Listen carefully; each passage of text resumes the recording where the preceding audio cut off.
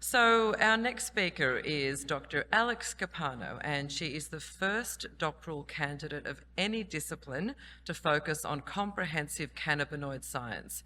She is the Chief Scientific Officer at Ecofibre United and Ananda Hemp. She is also a Senior Fellow at Thomas Jefferson University and a board-certified family nurse practitioner. And she has published a study on the therapeutic cannabinoids' potential to reduce opioid use in chronic pain patients. So we'll be following on a little bit from the last talk as well. So really good synergy there. I'd like to welcome Alex this morning, who will be speaking on the topic, the role of cannabis for anxiety, mood and sleep. So I'm just going to get a signal. Is Alex? Yep, she's fantastic. Please welcome Alex. Hello. I'm going to assume that everyone can hear me just fine and see my slides in case anybody jumps in. So hello, I apologize for yesterday for you, 2 days ago for me. But if we have time, I'm going to give a brief summary of some of those topics about cannabinoids and the aging brain. And if anyone is interested, I'm happy to record that lecture if you would like it in the future. So for brief disclosures, I am the Chief Science Officer at Ecofibre, and they do own Ananda Hemp, which has a medicinal cannabis line in Australia and the US. And I typically go into a brief review or a comprehensive review of the endocannabinoid system, but I think for this group and at this conference, you've probably have a very good grasp on it. So because we have so much to cover, I will leave you with the quote that I share all the time from Dr. Mashulam that says, "I cannot list all of the physiological systems and conditions affected by cannabinoids because there are too many." And I think that's such a profound statement, because when you understand the system, the receptors, and the pharmacological functions and pathophysiological functions they influence, it starts to make sense why these compounds can be used to target so many different diseases, conditions, symptoms, etc. And then it really dispels that snake oil myth. And speaking of myths, I'm not sure if it's the same in Australia, but in the US, there's a lot of marketing around, oh, it's indica, it's sativa. And the reality is, due to essentially millennia of crossbreeding, there's arguably no pure plants that are just pure indica or pure sativa anymore. Really, everything is some sort of a hybrid. So what really matters is the quality of the product, the dose, the delivery, and the ratios of major compounds, THC and CBD, to one another, and then some other minor cannabinoids that are certainly becoming major these days. And yet another myth is something I actually hear a lot from my colleagues in Australia, is that CBD, cannabidiol from hemp, is different from marijuana. It's the same molecule. So again, it's that spectrum, that formulation, the ratio of one to another that really matters. It doesn't matter what legal bucket the plant falls in. There's truth to the argument that some plants that are considered hemp in the US paradigm, at least, may not have that nice array of cannabinoids that plants that are considered marijuana have. But if you do, your farming and your agronomy correctly, you can certainly get high quality CBD products from a hemp plant. I really like what everyone does in Australia and just considers it all medicinal cannabis, because that is truly what it is. But a note, because I do hear that both there and here. So when you are using a CBD dominant product, understand that there are different formulations out there. There's not a hard and fast rule anywhere in the world right now about what these mean, except that full spectrum contains some THC, broad spectrum contains other cannabinoids and or terpenes or flavonoids, along with CBD, and then lastly, isolated CBD. it's important to understand these because the dose response curve does look different, and particularly for mood disorders, as we're going to discuss today. Terpenes themselves, I imagine you've probably had plenty of content and knowledge on this, but arguably they are cannabinoids, at least some of them as well, because they do interact with the endocannabinoid system. And even beta-caryophyllene, for example, actually binds to CB receptors, and CBD does not. So, you could argue that it's more of a cannabinoid than even CBD. So when we talk about these different compounds in the context of treating any disorder, but particularly in psychology, and sleep is certainly going to be often related to psychology, it's important to understand the risk-benefit analysis of CBD dominant and THC dominant. Both CBD and THC certainly have a large therapeutic potential. THC does come with more risks than CBD. And that is because THC is intoxicating. Again, this is not something that is new to you folks. But what's important to me in this context is that THC can actually slow the maturation of the frontal lobe as it's still developing. So if you have a patient who is under 25, 21, 18, really when that frontal lobe fully develops is arguable. I think it's probably more about 25. It can slow that maturation due to its affinity for CB1 receptors.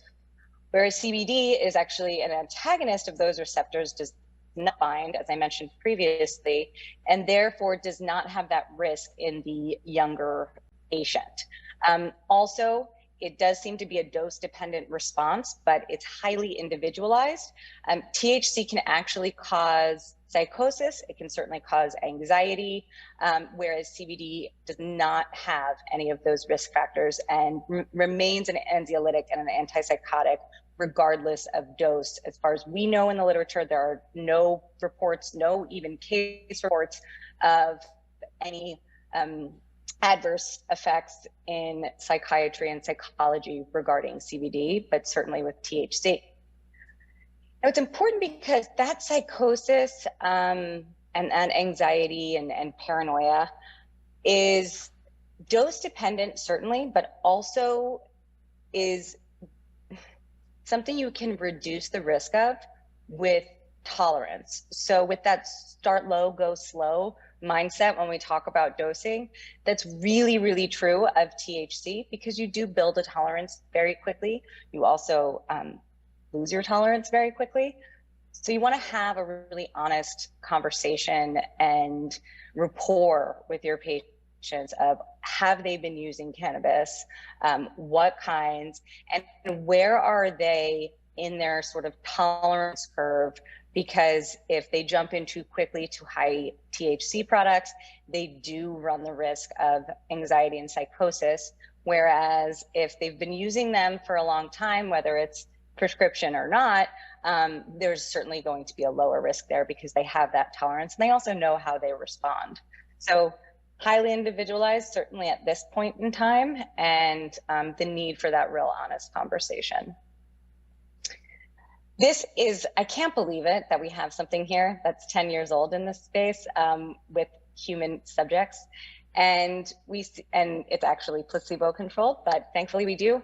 And this is healthy subjects using, these participants were using either THC or CBD. You can see that the adverse events from THC were largely psychiatric in nature, whereas CBD did not have any. On the spectrum of intoxicants, I am very well aware that THC is low as far as risk goes, risk of dependency. Certainly you cannot overdose to a physiologically fatal dose, but I do also want to be honest about the risks of different cannabinoids, particularly when treating vulnerable patients with mood disorders or any disorder. So both of these have multiple therapeutic targets. Some of those are shared, some of those are independent. For example, THC is going to be much better at inducing appetite when you want it, or why you get the munchies.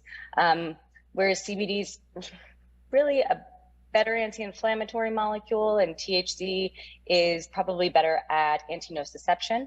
THC is going to be better at reducing intraocular pressure. CBD is not going to help. Maybe even might hurt, but I'm not convinced of that. So understand the risks, understand the history and psychosocial history of your patient before you choose a formulation and delivery and a dose, and work with them to titrate slowly. So how does this work? We're going to talk mostly about human trials, but I'll talk a little bit about mechanisms. There are so many mechanisms of CBD and THC, and I think many which we don't understand yet. One of the mechanisms that is often talked about is CBD and anandamide. So anandamide is endogenous cannabinoid, named after the Sanskrit word for bliss. Increase of anandamide, that neurotransmitter, is correlated with improved mood, so reduced anxiety and depression responses. That's why it's named after the word for bliss. But we don't make a whole lot of it, and the half-life is very rapid, so we eat it up really quickly. Now, one of the ways in which CBD, one of the mechanisms of action of CBD is that it inhibits this enzyme Fa, and that's the enzyme that is responsible for degrading anandamide and making that half-life so rapid. So when you sort of, to be very technical, shove a sock in anandamide's mouth, right? You get more, or in Fa's mouth, I'm sorry, the enzyme degrading anandamide, you get more anandamide, that bliss molecule circulating in your body, and it feels better. Now, this is the mechanism through which many of my colleagues and researchers globally, and I agree with them, believe that is responsible for improvements in autism spectrum disorders, and particularly social impairments there. And this is something I found years ago that I really love. So this was actually an animal study out of, I believe, UC Irvine, and they looked at oxytocin levels. Increased oxytocin is correlated with increased anandamide, which you can get through CBD, and vice versa. And not only did the rodents with this increased anandamide have improved depression and anxiety responses, but they also noted that they had improved cage mate relationships. And I really love that, because who doesn't want that? And after 2 years of COVID, 2+ years, who really doesn't want improved cage mate relationships? So just thinking about how it works in the brain and how we can all benefit from different cannabinoids. And remember that synthetics are not identical to plant-derived cannabinoids. So again, in the context of mood disorders and sleep disorders, but really mood disorders, synthetic cannabinoids, at least that are currently available, multiple systematic reviews have actually included that they have a lower efficacy than plant-derived cannabinoids and an increased risk of adverse effects. So there's certainly been some reports and peer-reviewed documentation of things like GI bleeding, which we do not see with phytocannabinoids. But generally, these adverse effects from synthetics tend to be psychiatric in nature. So agitation, psychosis, suicidal ideation, etc. And generally, the synthetics that are available or have been available for a long amount of time, they are synthetic THC and they are absent of CBD. So THC does have those therapeutic benefits, but CBD actually reduces the risk of the psychiatric adverse events of THC. So if you're using THC therapeutically and there's either zero tolerance of THC from your patient, there's not only because they don't respond well to it, but they haven't used it at all. You certainly want CBD on board to prevent those psychiatric adverse events. So both molecules certainly have a role here. We'll talk about some of the differences, but just remember, if you are using THC or THC dominant, you do want to have CBD on board. because it will reduce the risk of psychiatric adverse events. And we'll jump right into sleep. So interestingly, the reasons that people use cannabis are sleep, pain, and anxiety. Those are the top three from any sort of survey study you see. Those are why people are reporting that they're using these compounds, whether it's recreational, medicinal, off the official market. That's why folks are using them. But the data on sleep is actually pretty limited at this time. So there's, a relatively large number of preclinical studies in the animal data because it was easy, well, not so easy, but it was possible to do animal studies for a while, and only until recently it was easier to do human studies that weren't really just about drug abuse when you talked about cannabinoids. So in the human data, a landmark study from 81 reported that it was actually placebo-controlled. So CBD and those with insomnia, they slept significantly more. And that is one of the only placebo-controlled studies we have published to date on sleep.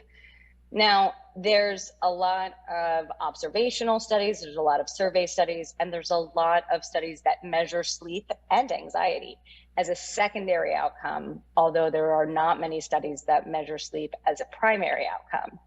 So if we look at systematic reviews, they say, yes, we think it can work. It can actually improve the duration of REM sleep. It can reduce daytime sleepiness. And it probably improves impaired sleep because it improves anxiety and it improves pain. And all three of those symptoms and experiences are often correlated. Someone discussed with me recently that, I always think that pain makes you not sleep very well. And there was a study published that showed that actually pain can be a precursor, or disturbed sleep can be the precursor to pain. So it really is this constellation of symptoms, and we sort of have to look at them holistically when we're treating someone to say, like, really, where are these disruptions and how do we target all of them? And also, how do we prevent, pain from manifesting if they're having trouble sleeping, because we do see that causal relationship. And again, we're seeing anxiety as the primary outcome in this case series, but sleep scores did improve in 72 participants. Again, this is a case series, so not placebo-controlled. Specifically in those with PTSD, there's been some individual case studies and case reports, a little bit of larger studies that we'll get into later with PTSD, but CBD at least does seem to improve nightmares associated with PTSD, and there's certainly some evidence for THC improving PTSD symptoms. I would certainly caution using THC dominant in sleep because there is that risk of psychosis. So at least a 1-to-1 there. And then lastly, okay, well, if cannabinoids can improve sleep, particularly CBD is what we're mostly targeting in the research community. What about if someone sleeps really well, but we go back to the endocannabinoid system and the statement from Dr. Mashulam, what if I sleep well, but I'm using CBD for something else? Interestingly, this was a crossover, really well-designed trial, and they showed that in those with healthy sleep cycles, there's no disruption. So it does seem to actually regulate dysregulation or improve dysregulation, but not cause dysregulation, CBD in particular, whereas we see a little bit of mixed evidence with THC. There is a study, and actually from an Australian university and company, but I cannot read the full manuscript. It is not yet published. I'm sure it's submitted. So this was a small but randomized double-blind crossover. So we have this really gold standard of design here. 23 participants, And the dose was between 11 and 23 milligrams of cannabinoids. At the time that I originally read this, the formulation was unknown, but now we do see what it is. It's known as the brand name Zenaval. So at the bottom, you can see that it's 20 milligrams THC, 2 milligrams CBN, and 1 milligram of CBD. So interesting, we're seeing that minor cannabinoid, CBN, become major, or more major at least, than CBD. And this study did see a statistically significant improvement in the insomnia severity index, and it was well tolerated. So THC dominant did work here. And again, I cannot read the full manuscript because it's not published yet. So just know that I did get this from the biotech company's website, although I'm sure we'll all see it soon enough. Now, in Australia right now, we have the largest sleep study going on and actually still enrolling and recruiting participants. Now, this is through Southern Cross University and is a multi-site study enrolling hundreds of participants and is placebo-controlled, certainly, and is about, it should be done relatively soon. There's been, as you can imagine, some slowdown in enrolling participants, but this study is looking at folks who don't sleep well. And unfortunately, when you look at the data, you know, in this graphic, it says 33 to 45% of Australians adults have inadequate sleep. And since that went public, the numbers are on the rise. And I don't think that's a surprise to anyone. And I can tell you that on this side of the world, the numbers are actually much higher. When I compare the data between the US and Australia, I will say that we are far less healthy. We are winning the battles we don't want to win as far as health goes. But this study is placebo-controlled, very large, looking at sleep disturbances in otherwise healthy individuals, and will be the largest multi-site study to date. And you will see the results one way or the other because, as I know, they will be going to TGA for review. So I would look forward to that. And remember that sleep is often a secondary outcome in most other randomized control trials, and we'll talk about some of them. So in anxiety and mood disorders, when do you use CBD, THC, both, or maybe neither? So anxiety, again, one of the top reasons folks are using cannabinoids. So let's talk about CBD first.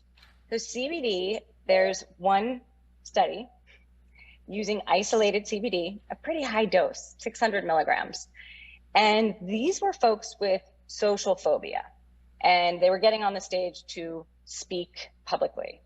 And they found that it reduced their anxiety or their social phobia symptoms in public speaking.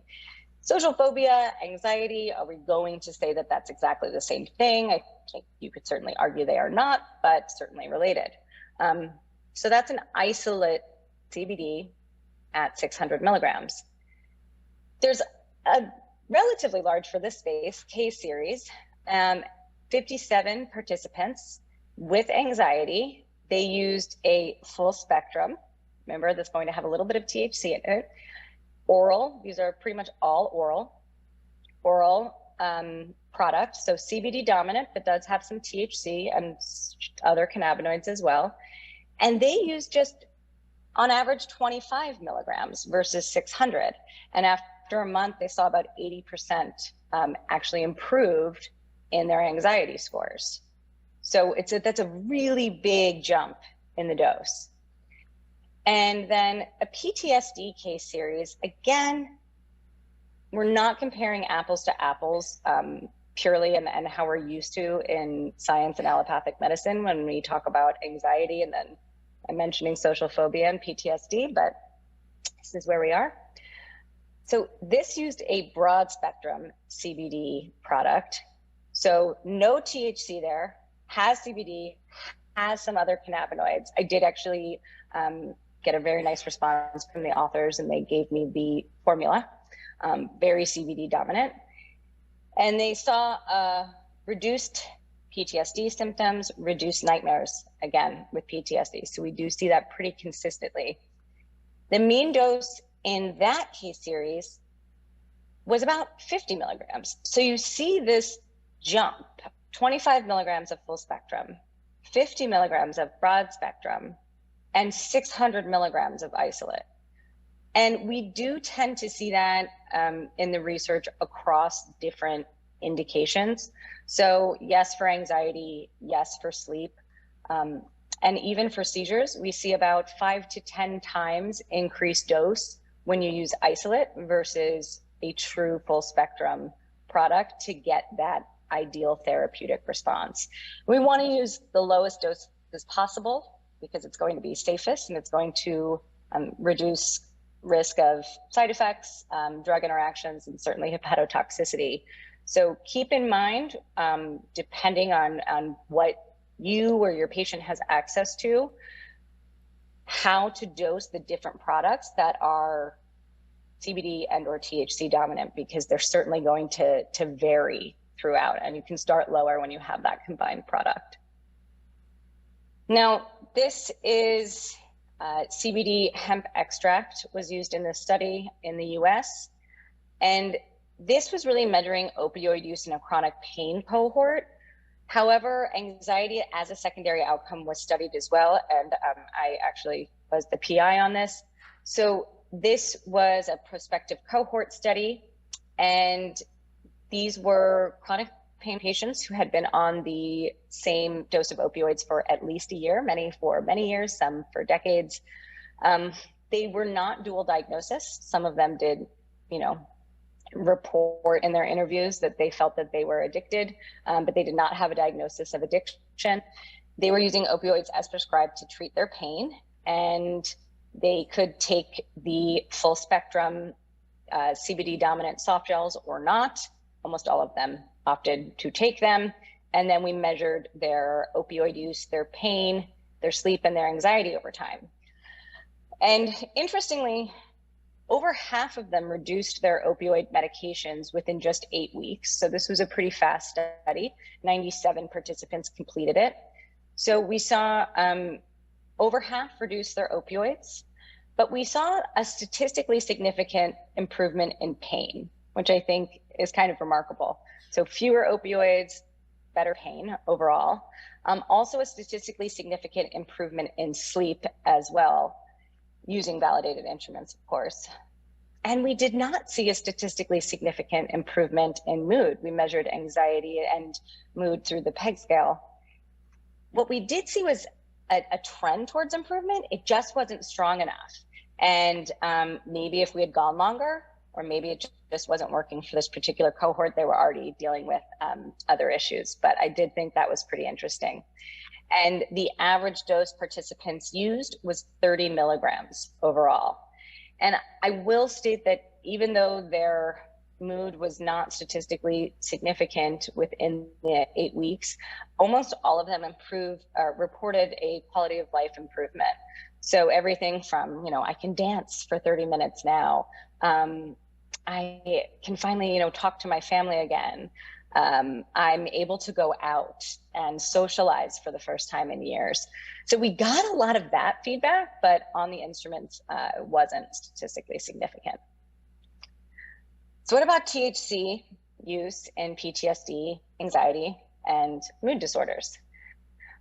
There's only one placebo-controlled trial using a synthetic THC analog, and it showed some improvements in PTSD, but overall was not statistically significant.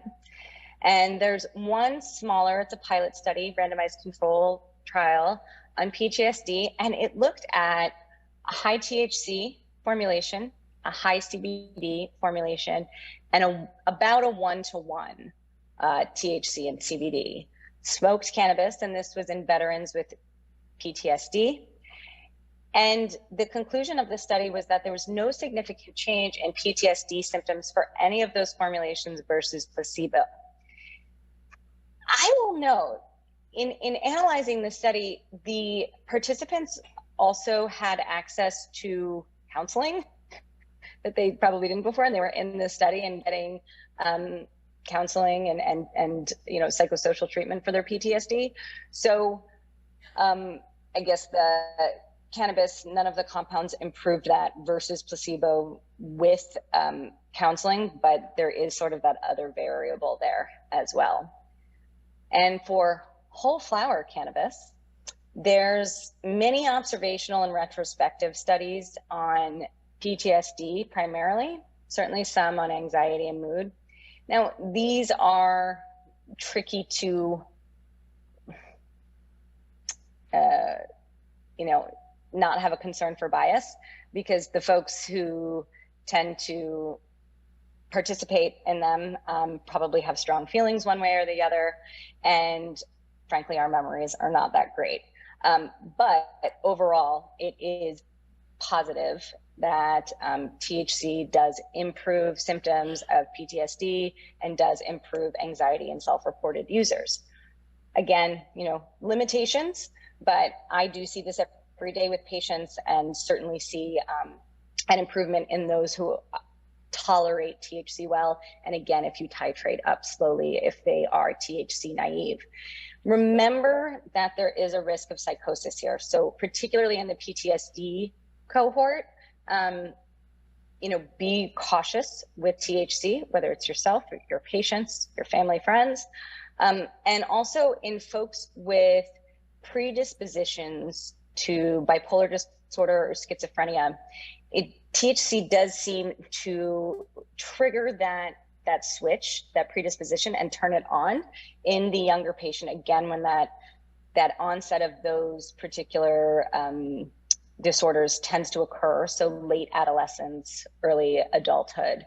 I used to think that THC wasn't causal, it was just correlational, and that folks were just self-medicating with THC before their diagnosis. It wasn't actually causal. And I'm here to admit I was incorrect, and it does seem pretty conclusive now that THC can actually be causal in this sense of triggering bipolar disorder and schizophrenia where there's a family history, a predisposition. So use caution within folks with those family histories or those personal histories. Now, autism spectrum disorder and ADHD. So you may wonder why I included this when I am discussing mood disorders, but neurodivergent folks are much more likely to have comorbidities of anxiety and disturbed sleep than neurotypical folks. So whether this is a comorbidity or a symptom, it doesn't really matter, because we have to treat it and improve the quality of life of our patients. So we see seizures, anxiety disorders, and sleep disorders often come along with that neurodivergent spectrum, whether it's typical or actually diagnosed as autism spectrum, Asperger's, or ADHD. We do think that FA is one of the main mechanisms of action that tends to improve the experience and outcomes in this population, although it's certainly not the only one.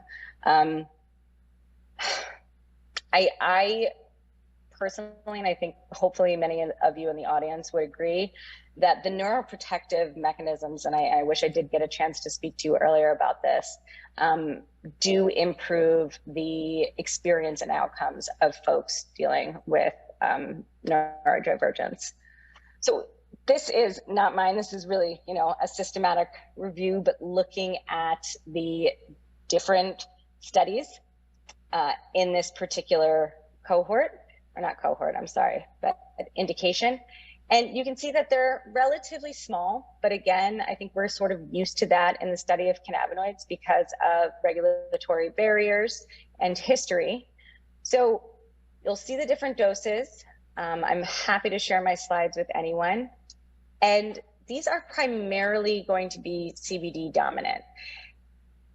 That's for a number of reasons. One, because of the mechanisms of action that I show here. but also because we're often trying to treat a pediatric patient with ADHD or ASD. So when we're treating that pediatric patient, we want to be certainly cautious of intoxication, but also of that frontal lobe development. And we want them to tolerate it and be able to function and go to school. So a CBD dominant product is going to be more appropriate for this population and is certainly more studied right now. Now, within these studies, we see an overall improvement in anxiety, an improvement in behavioral problems, certainly in communication, and also a major reduction in self-injurious behavior, which you could argue is related to the anxiety associated with ASD and ADHD. So it's been well tolerated, and there have been no issues so far in these particular studies. Most of them are cohort or retrospective, so we don't get the same safety data that we do from a placebo-controlled RCT. This is, however, something different. So this looked at autism spectrum disorders in one place in Turkey, and they did a literature review, which I showed here, and saw that the average dose of CBD was about 4 milligrams per kilogram of body weight per day. In their study, however, so then they did a small study, they could use just 1 milligram per kilogram per day, actually less than that, their daily dose in this small group, 33 participants, and they used a 20-to-1 CBD to THC ratio, and they still got very similar, if not better, outcomes than the studies I mentioned previously. They saw a decrease in behavioral problems, increase in expressive language, so also that's going to be a reduction in that self-injurious behavior, improved cognition and social interaction as well. So lower doses, using that full spectrum, certainly do seem to continue to this population. What about THC? Again, as I mentioned, not a lot of data on this for reasons due to safety and tolerability concerns, but synthetic THC was used in a case study. There was improvement here. It is one case study, which is not invaluable, but take it as it is. And then with a case series, 21 participants, there was some improvement in symptoms of autism spectrum disorder, particularly sleep disturbances and some mood disturbances. But there was also a couple of, more than 10% had some mood issues, so agitation and irritability as far as the adverse effects went. So I conclude that we want a CBD dominant product in this population, certainly. All right, let's go. This one is really, I tried to do a nice little design on that. It didn't work.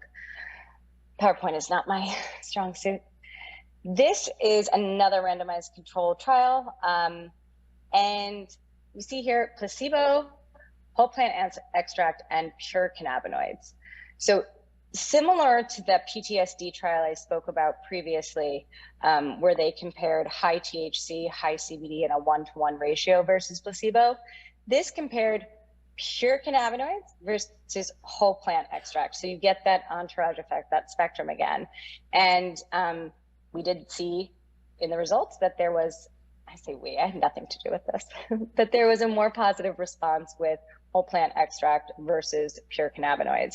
So it gives you that confidence again in using at least some THC with your CBD. So they started with 1 milligram per kilogram of CBD per day and 0.05 mg per kg of THC, titrated up slowly, and you can see the maximum dose here was actually less than 1 mg per kg of THC per day, and up to 10 mg per kg of CBD. So that's relatively high. Now, how are we on time? We don't really have time. I think we started a little late, so hopefully they'll let me go for a few minutes. I want to quickly touch on the neuroprotective mechanisms of CBD and some of the exciting research that has happened, because I was not able to speak to you, and I do think it's relevant in the topic we're covering.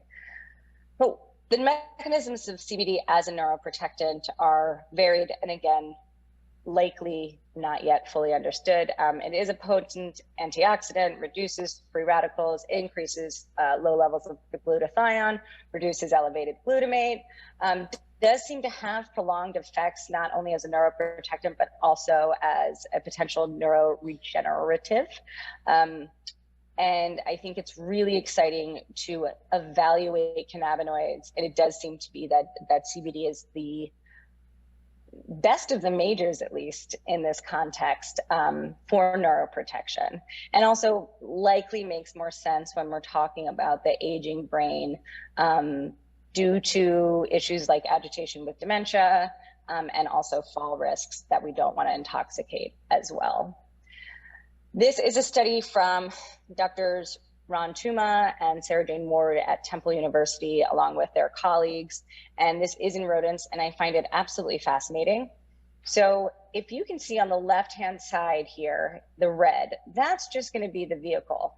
And then starting from the left at the red and going into the black, those different bars are looking at CBD used 1 hour before hypoxic ischemia or traumatic brain injury, CBD used an hour after injury, and then CBD used 3 hours after injury. And what they see here is that the infarct was far less when you had CBD on board when it occurred versus, without it. And that the sooner you added it, the better the outcomes. So that's the infarct on the top left here. We go over to the right, same thing with the edema. It's not as profound, but it's certainly there.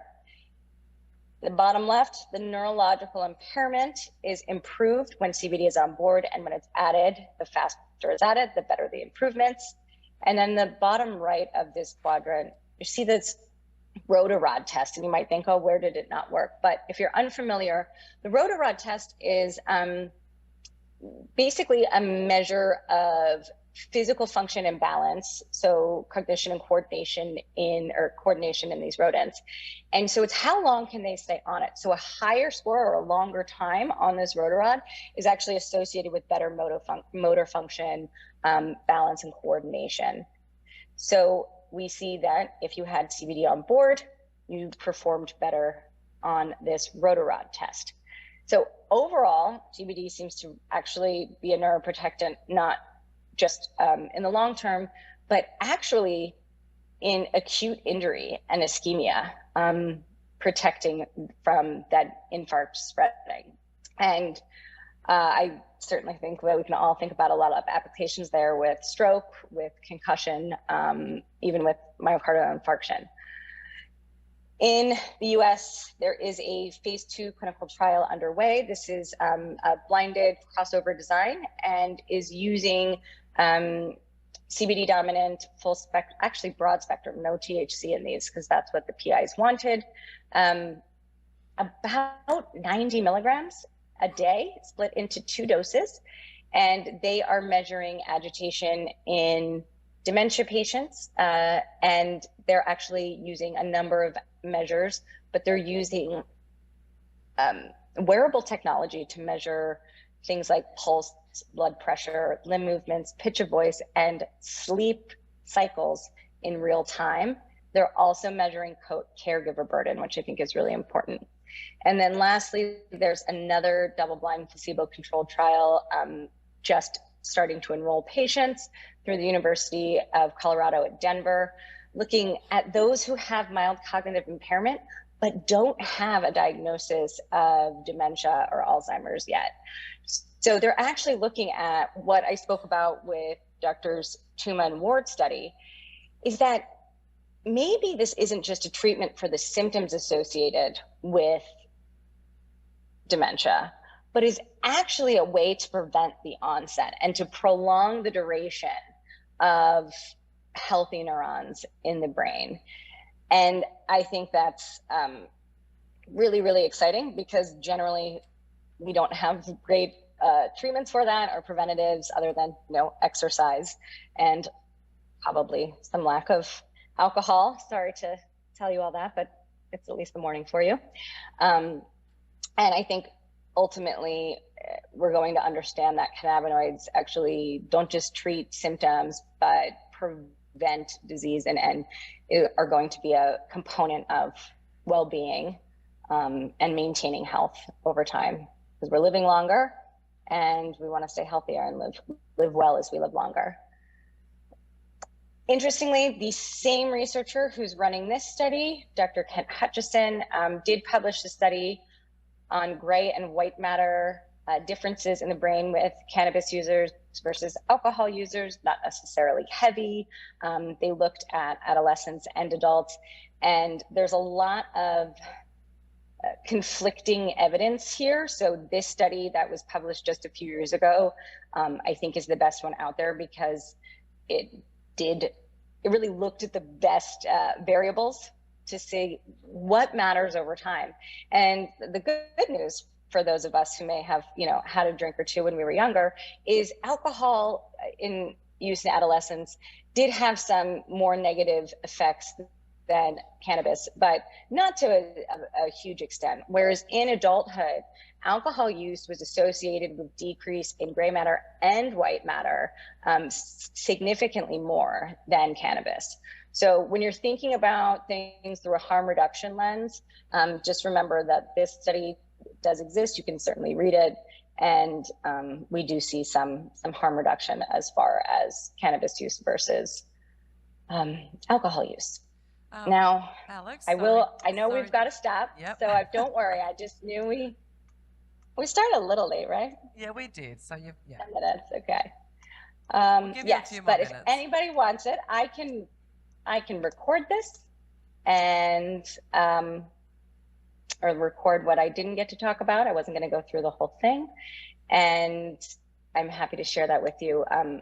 I talk in depth about, or I plan to talk in depth about the aging brain, but also about substance use disorders, because I think in palliative care that's important, in pain management and palliative care, and reducing risk of substance use disorders. So if there's interest, happy to record it and send it to the audience if we can make that happen somehow. Thank you, that would be terrific.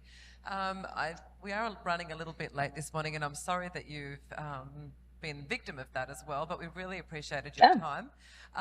If we are about to break for morning tea, but if there is any pressing questions from the audience?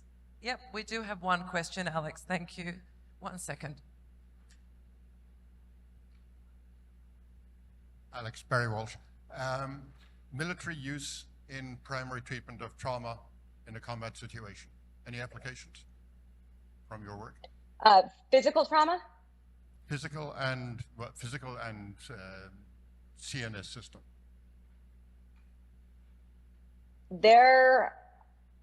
Okay, so from my presenter educator hat, there are 0 documented cases. No one that I know of is doing that on the record.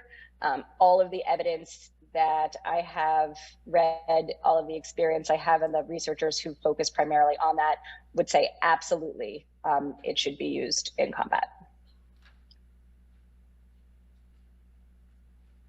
Okay, anyone else?